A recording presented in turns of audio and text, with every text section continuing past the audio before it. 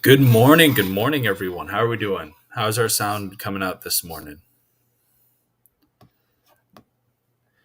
Been dorking around with this microphone here all all morning, and it's been a little bit of a nuisance, but I think we've got it.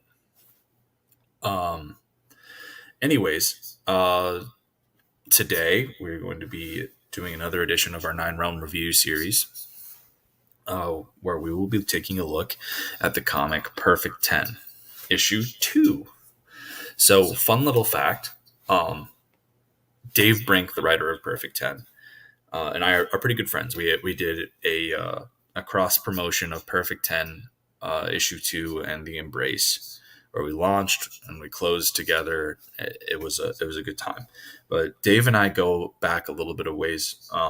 When I was just getting into this scene, and I was doing reviews for a lot of indie comic creators to try and get my name out there so that people could take a look at Elysian Fields as well, my first series.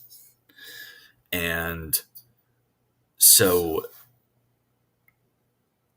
Dave was one of those first people that I got a chance to review, and I got to review Perfect 10 issue 1 um, ahead of a lot of people. I got a digital copy of the book, and it was fantastic. It was a great book. I think I compared it to, if I recall correctly, it was Superheroes meets Ghost in the Shell. 10 reminded me a lot of the Major when I first read the book. And so it was a pretty big thing. And I'd like to think that I helped get Dave at least a little bit of publicity on his campaign, and that my review helped kind of build a lot of the buzz that surrounded his series that's led to his continued success. Because shameless ego being what it is. Um, Lola's in the chat saying no Domino's hat, and no Domino's hat today. I got the day off, so no Domino's hat for me. But anyways, so now we're at Perfect 10 issue 2, and a second issue of a book is always really difficult, and there's a reason for that. Your first book kind of sets the tone and everything like that. It establishes what to expect from the series, and so the second book has to live up to those expectations. It has to continue the story, and it has to keep the reader engaged. Um, and so a lot of people end up fumbling on book 2. And so the question is what do we get that here with Perfect 10 issue 2? Does Dave continue the quality of storytelling that we got in issue 1, or does he fumble? And the answer to the question is he doesn't continue the quality of Perfect 10 issue 1. He exceeds it. This book is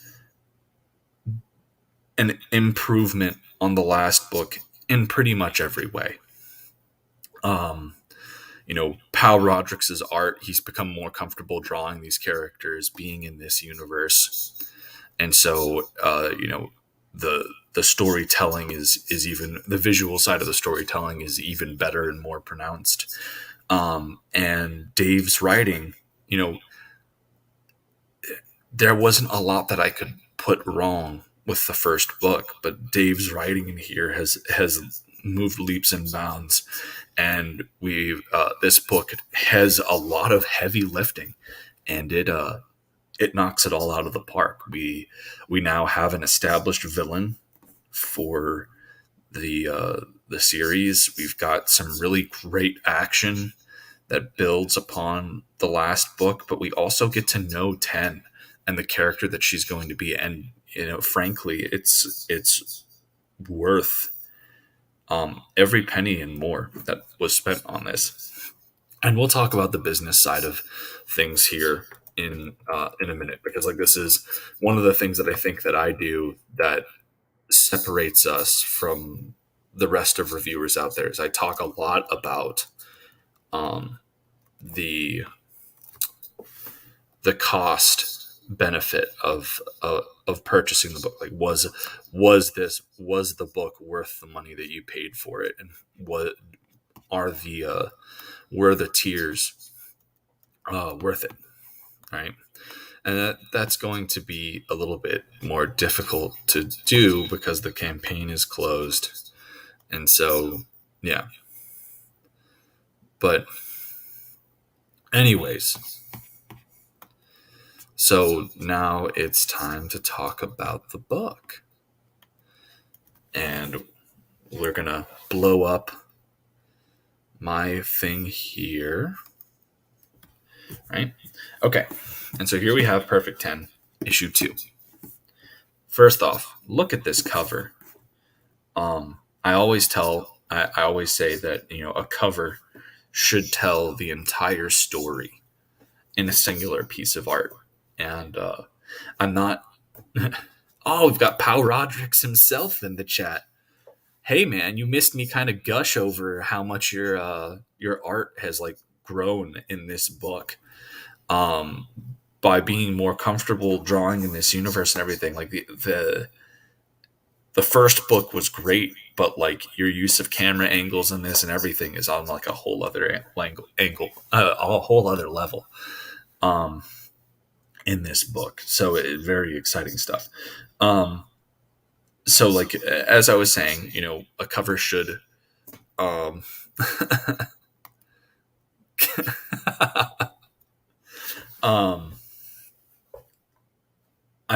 not one that I'm going to be like, someone's like, oh, I'm going to tear this book apart solely because of the cover. Or, oh, this cover is the most brilliant thing in the world. But what I will say is that, this cover does exactly what it should. It tells the story in a singular piece.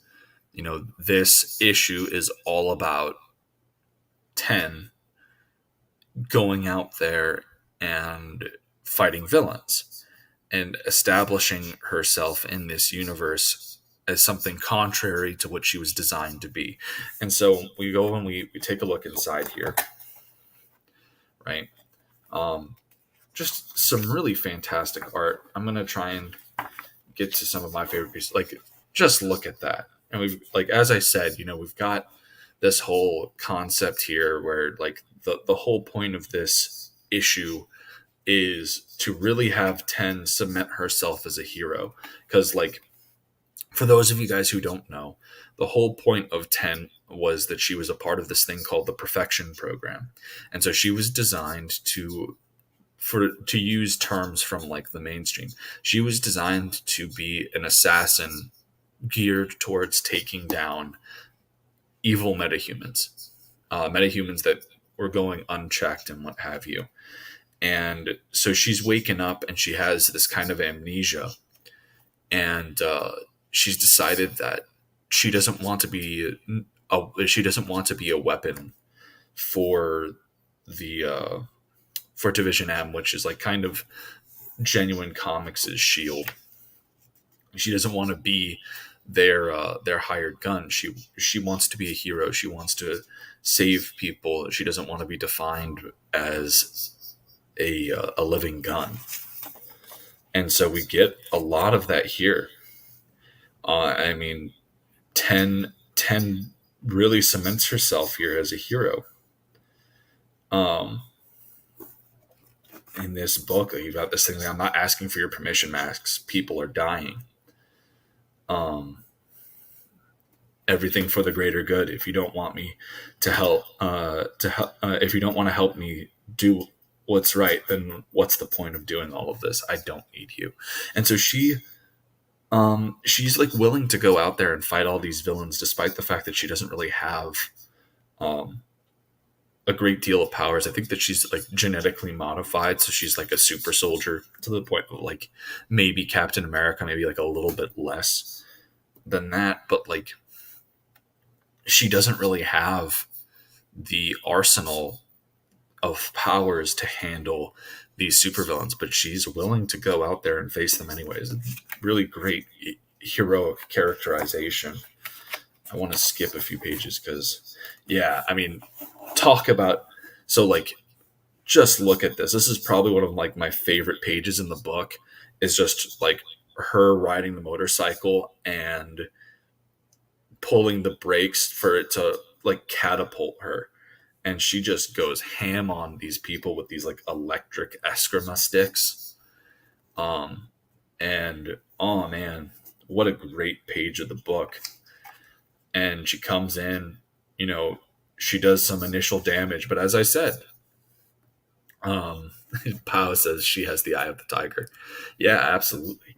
But as I said, you know, she's not really equipped to handle um, this by herself. At this degree, like she was, you know, she was an assassin, so she was designed to be like to stealthily take these people down from afar. So like she goes in, she does some initial damage and everything, is kicking some butt, but then you get like this big brawler type villain who's just like, yeah, no, and just like one hits her through a window. Um, but like that doesn't stop her. She's still going. She's still doing stuff. And like I think there's another thing that needs to be mentioned here. I mean, just look at these character designs. They're so unique. They have their own personalities. Like you've got this, um, you have literally one of the most repugnant characters I've ever seen in comics, with this morbidly obese woman that literally shoots fat at people. When Dave was telling us about that, I was like, oh my god, I kind of want to puke in my mouth a little bit. But like you've got this guy who's like a human beehive, I think. Um, like all these crazy characters, um, and it's insane just how good this is. And then you know you've got this beautiful page spread where like Perfect Ten's on the ground here. She's been taking a beating, and now Division M has finally gotten her the backup with this other superhero team called Safeguard. I won't go through much more of the book because I don't want to spoil anything for the readers that haven't read it yet. But like, what it's a tremendous book. As I said, you know, Dave really has outdone himself with this story. It's really good. It completely outdoes everything in the first book. You have this great villain that gets established. Where is her? Where is she? Blah. Where is her? That just shows how I'm doing this morning, right? Yeah. Oh man, look at that villain. What is her name? Because like she's awesome. This design is so good. She's such a badass. Um, like, oh, her name's Calamity. What a great name for a villainess. Like she's like very clearly like the chick in charge. You know, I believe in modern media and modern pop culture, she would be defined as the bad bitch, right? Um, Pal Roderick says, from the horribly beautiful mind of Dave Brink. I'm sure that was about me talking about the obese woman that shoots like molten fat at people. I was like, ugh. It's so gross. But yeah, like this is a fantastic book, and you know, as I said, we had a really great partnership with Perfect 10, with the Embrace, which I was really happy to do. Where you know this book and the Embrace book 2 were released. Oh goodness, I'm a complete dingus. I completely forgot to plug in my laptop. That's a noob move because I just got the notification that my battery's running low. It's always fun. But yeah, so we had this partnership with them for the Embrace, where if you backed the Embrace and Perfect 10, book 2 in the 60 days of the initial campaign, you got this pinup from Russ Leach that has both of our characters in it, and a beautiful piece. And honestly, like it's great to see the success Dave has had. It's well deserved, and like this book is just killer. Um, this is probably one of if not the best superhero book, at least in the indie scene. It's certainly a competitor, I believe, to a lot of mainstream books that just don't get storytelling. They and they focus on things that you shouldn't really focus on in terms of like character is concerned. Like Perfect 10 is a strong character not because she's a woman, but because of her character. She wants to help people. She's very contrarian to what she's designed to do. She's designed to be a killer. She's designed to kill villains, but this amnesia has kind of given her a chance to redefine her purpose, and she's choosing heroism. She's going against the grain of her design. Um, and that's great. And it has nothing to do with her gender. It has nothing to do with any of that. It's just she's a strong hero, and you know she struggles. She has flaws. Like I think that probably her biggest flaw is that she's and it's a very heroic one where uh, she takes on more than she can handle a lot of the time. Like as I said, you have the second book. This is her second appearance, and she's going up against this group of villains because people need help, but she's completely outclassed in terms of overall power. And she gets her butt kicked. Um, and just wow, there's not enough praise that I can give this book. It's very good between Dave's storytelling, Pow's artwork. I mean, it was really just a slam dunk, guys. So good on you for that. Um, so with that, we are going to remove this from the screen. Okay, you're only going to have to stare at my ugly mug for like 2 seconds, guys. Don't worry. We're going to be sharing the Perfect 10 issue 2 campaign because we're going to talk about price points. All right. So Dave's campaign is in Euro because he is from Europe. That's how these things work. Uh, Pow is asking me if there's any news about American Bliss. The script for American Bliss book 1 is done. Like there are tiny little revisions of like dialogue and everything that Dave has asked me to do, but like the script is completely done.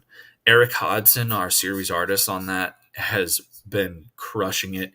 He had to take some time away because he was on the convention circuit. Corventus joined us in the chat. Hey guys, hey Corventus, thanks for coming along. You've missed me kind of like gush about this book. This video, like this review, didn't really take much time. I don't even know if I have any like negative criticisms to like things to constructive criticisms to work on with this book.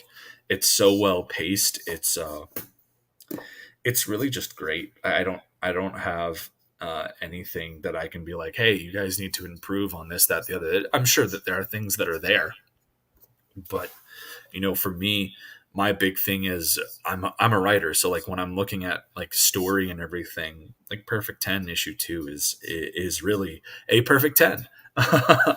It's a great book. But to go back to Pow's question about American Bliss, Eric had to take some time off to do a convention circuit, but we've got a lot of exciting stuff, and I'm hoping to have enough things together for our campaign so that we can do the pre-launch list here very soon. But I'm still waiting on one or two more things before we move on with that. So anyways, let's take a look at this campaign. So we have Perfect 10 issue 2, their featured tier.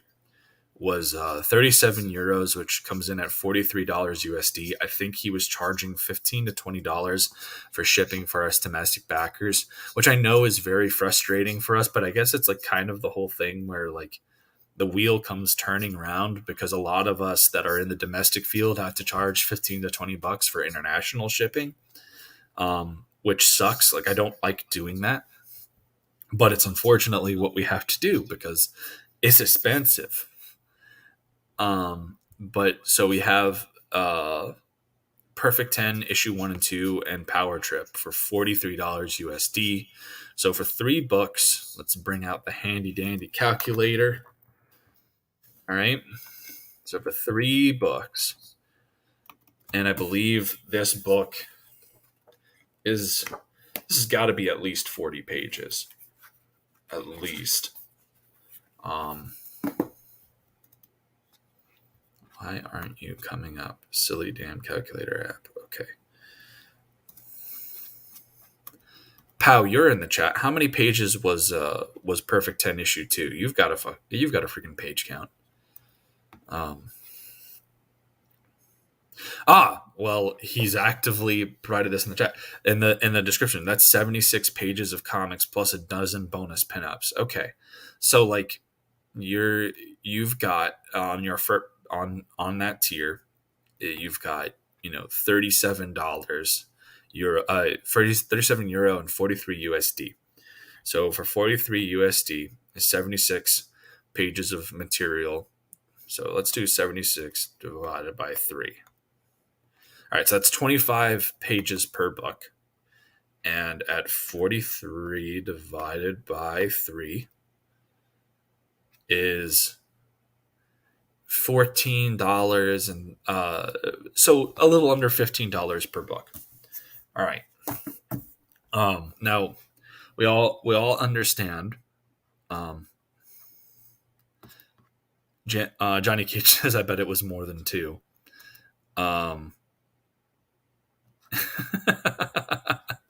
It was more than 2 pages, Johnny. That's a very correct assessment. You've done great work. Johnny Cage is in the chat. Welcome to the chat, Johnny. Good seeing you, man. It's been a hot minute. But anyways, so as far as price points concerned, Dave is a writer that is not only producing the books, he's hiring the talent. And so for $15, or I guess, yeah, like for around $15 per book, that's not too bad. I think that's actually pretty solid. I think for Elysian Fields issue 0, I think my base price for like just the book was like $10. But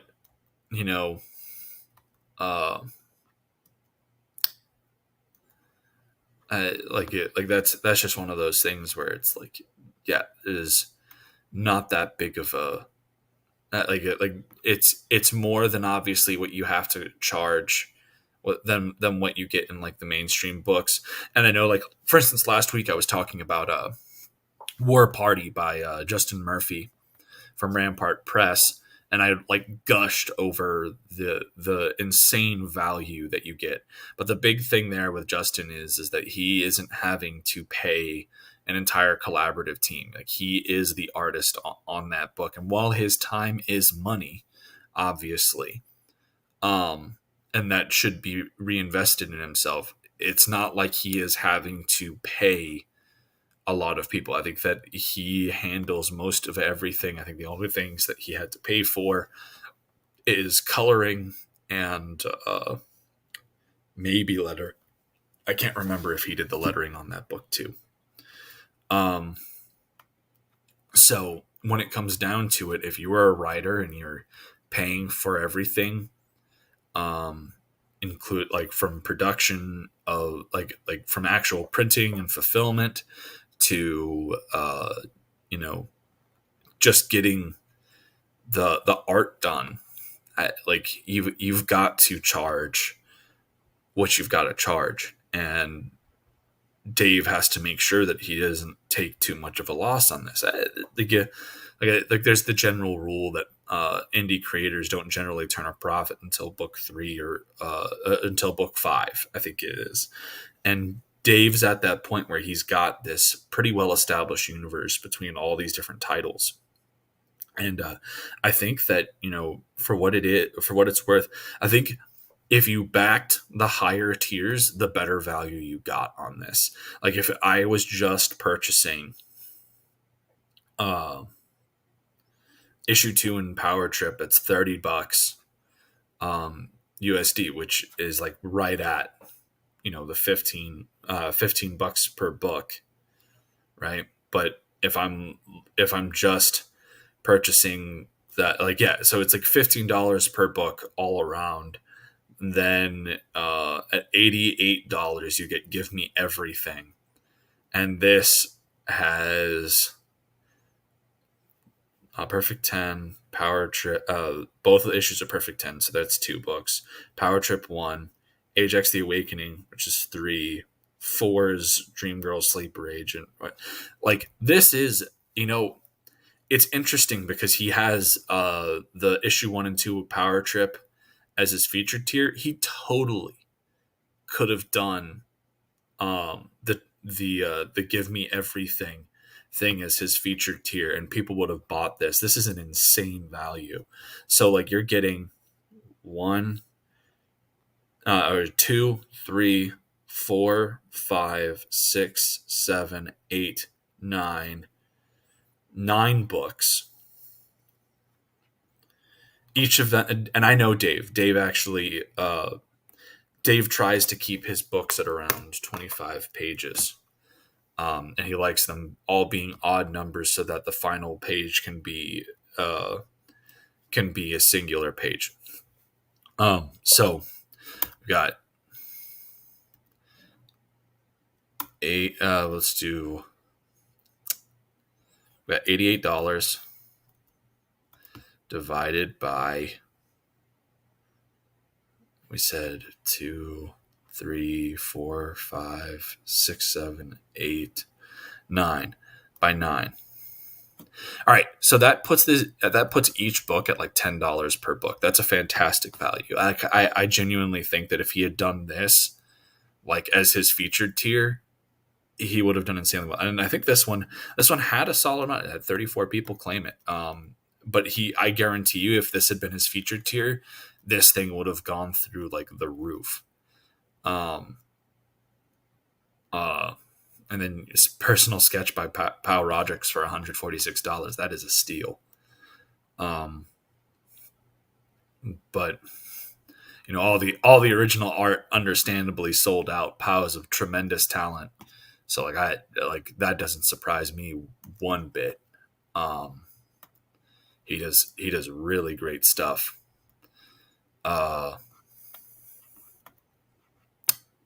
But yeah, so I'd say from a cost efficiency standpoint, like Perfect 10 was very well priced. It was worth every penny, and the higher the tier that you got, the better value you got, frankly. And I think that that's something that we should that sets a model, because a lot of backers spend on average between like $50 and $100 generally per campaign that they are on. Right, like when we were doing the Embrace for like the first month, the average total of backer, the average total in USD that we got per backer was between like $75 and $100.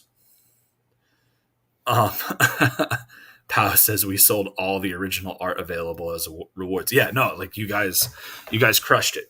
You did a fantastic job. Like this campaign did very well. As I said, you guys raised. Let's see what the end count was for you guys. $18,155 USD. You guys were so close to hitting 20. Oh God, that kills me. This book totally deserved it too. But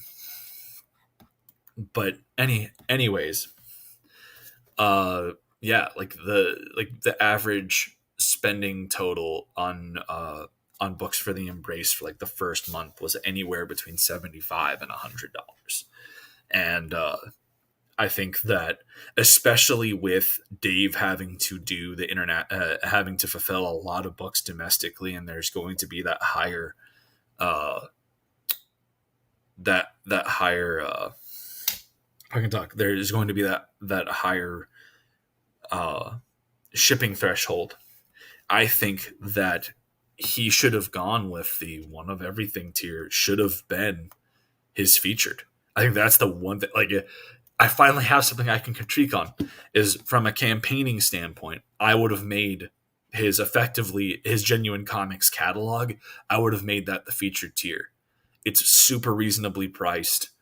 Um, it's the best value for your buck of all the tiers, and it's under $100, and so people would see that and go, oh man, I can do that. And then once you add the shipping in, it does go over 100, but like at least at that point they're paying like the 20-30 bucks for shipping for 8 books.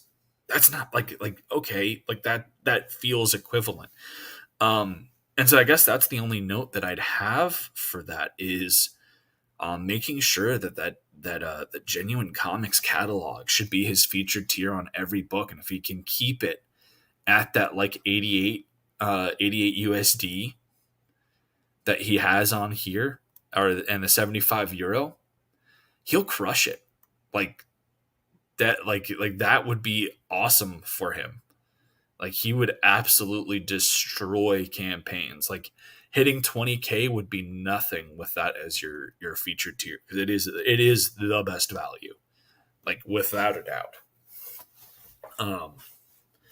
I would certainly be more than happy spending that investing that much capital for that much content. And so yeah, we've been as I said, this is going to be a little bit of a shorter review because like there wasn't really much that I could critique on this. So I guess it's time to do some shameless self promotion.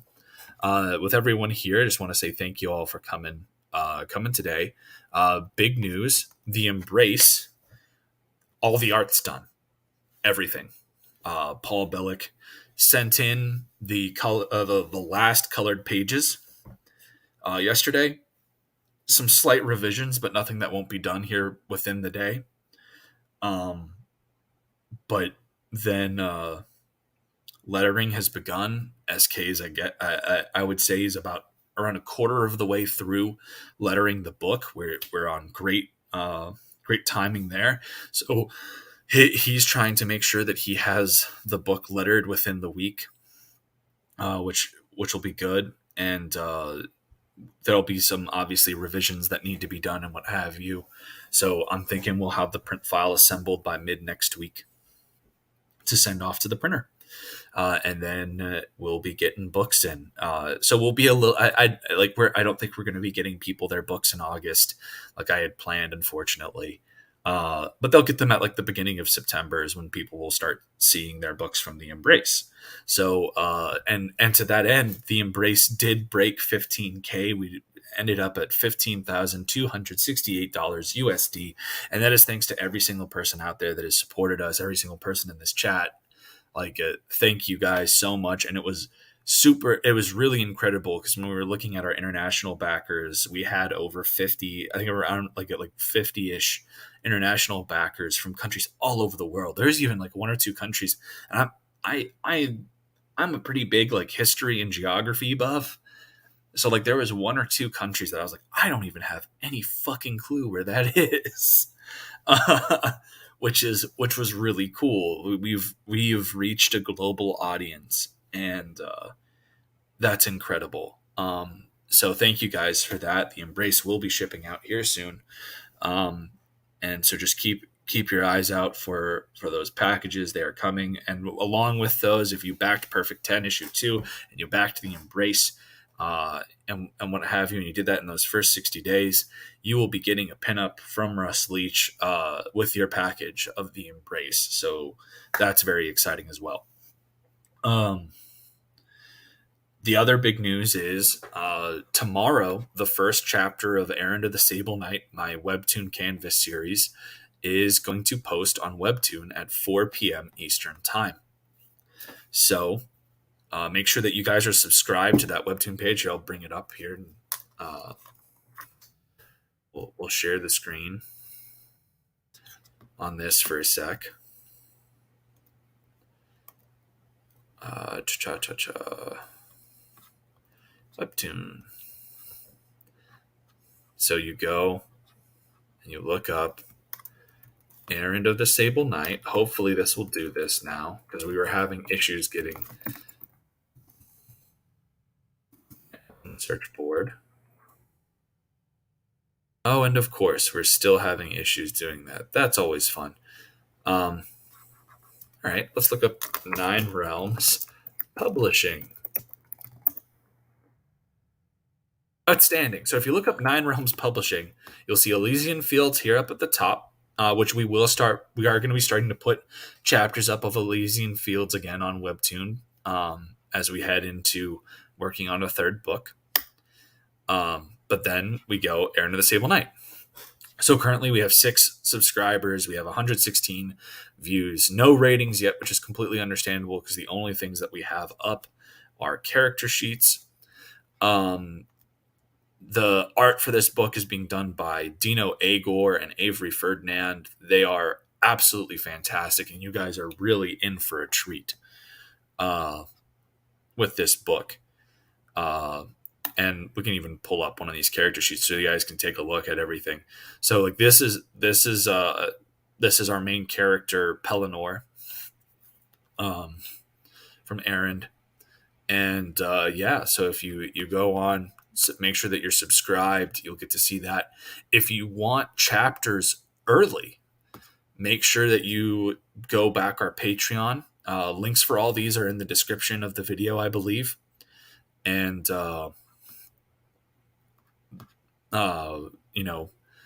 if you go and you back for as little as $1 a month, you get to see chapters of the Errand of the Sable Knight 3 weeks in advance.